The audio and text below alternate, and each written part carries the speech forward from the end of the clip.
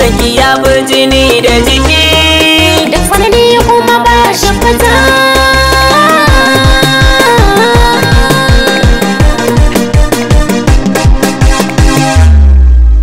An fara zuciya ta kamu da ƙaunar kikin biyar yan mata.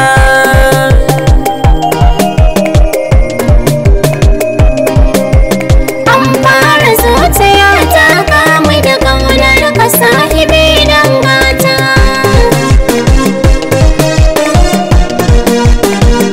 An fara zuciya ta kamu da ƙaunar ki zo mu je yar gata. Sanki nake kowa ya shaida babu yake a cikin yan mata. Zuci da sokin garayyari na so amshi kaso don kin tantanta menene